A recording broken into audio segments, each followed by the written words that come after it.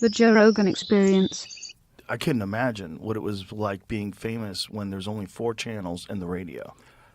The Olympics, 2.5, 2.6 billion people watching live. Wow. So I went from Lionel Richie to Lionel Richie all night long. The end of my name became All Night Long. Lionel Richie all night long. Hey, that's Lionel Richie all night long. Every country in the world, I became Lionel Richie all night long. Wow. What was that like, performing There it is. in front of that many humans? What was that feeling like? Was it different than a regular performance? Joe, it felt like a regular performance, but I had never in my life had the world watching. So I rehearsed it. We did it, not realizing it was the world, literally the world watching. And if go back and look at that little podium, what was supposed to happen at the beginning of this was Ronald Reagan was supposed to come out and had his speech. I know I speak on behalf of everyone in America and the entire world, how proud we are of these fine athletes. That was his speech, right? Because that night there were death threats, they decided it's too risky to have him on the field. Lionel, would you give the speech on behalf of all of America and the entire world? Stop me where I am. Oh my God. So before I started singing, I had to make my speech. I know how proud we are here in America and around the world of these fine athletes. And now we're going to sing all night long. But I had to give this thing. Wow. And I told him, I said, that was the proud moment after I came off stage. Before I went on stage was, well, Mr. Reagan's worried about his life. What about mine? What's going to happen here? But it was so overwhelmingly, you're talking about energy and adrenaline, and you can't beat 2.6 billion people live.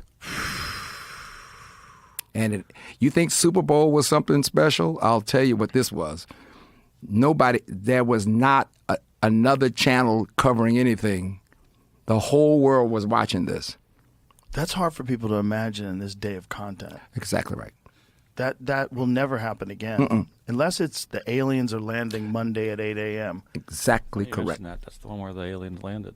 Oh, that fake You're right. UFO? I'm right. And by the way, that's what happened. That was the opening. But what you don't see there, that was the opening. That's very good, man. I hadn't seen this clip. What was happening with that was just before it started, they sealed off the airspace. And I remember looking out. There were 4 helicopters facing out. And the problem was you couldn't hear them, Joe. And I kept thinking, I'm looking at helicopters. And I said, what's that right there? And they said, they sealed off the airspace.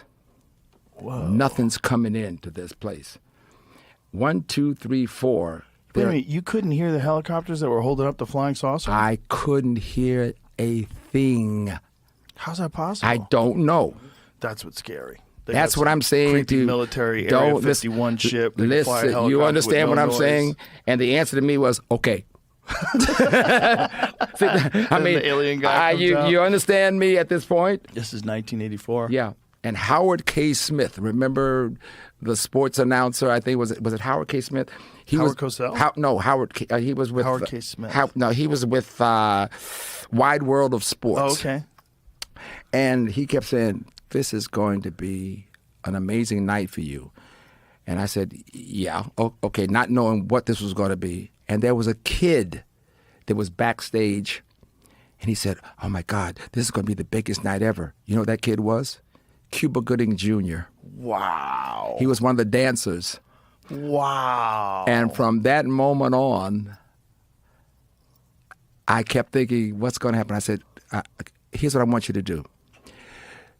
They're not looking at me. Your parents are looking for you. So get a signal. Give them something where you wave your hand so they'll know that that's you. But the truth of that was one of those interesting moments in time where the world was watching and there was no other way to happen. I woke up the next morning, drove down the street. I could be 5 cars back from the traffic light. And somebody passed me and go, "Hey, Lionel Richie, all night long." Lionel Richie, all night long. Hey, it's Lionel Richie, all night long. Oh, God, what just happened? Did you get your windows tinted? I got everything tinted, babe. I was wearing tints. What you talking about? That might be the biggest audience anyone has ever performed for ever, if you think about it. Without dying, of course. I mean, yeah. I mean, I don't know what that was, but it freaked me out because I went from slightly invisible to fully visible. Anywhere. My friend got married. I kept saying to him, "You don't want me at your wedding." He said, no, you have to come to the wedding. I said, "You don't want me at your wedding." Here's what happened. I decided to go. There he is walking down the aisle. There he is saying "I do." And there he is walking out with his lovely bride. Every other picture after that is his mother-in-law with me, his family with me. He's no longer in the wedding. Right. Every picture was me in his wedding book. And I said, "You don't want me at your funeral. Nobody's going to ever know you left."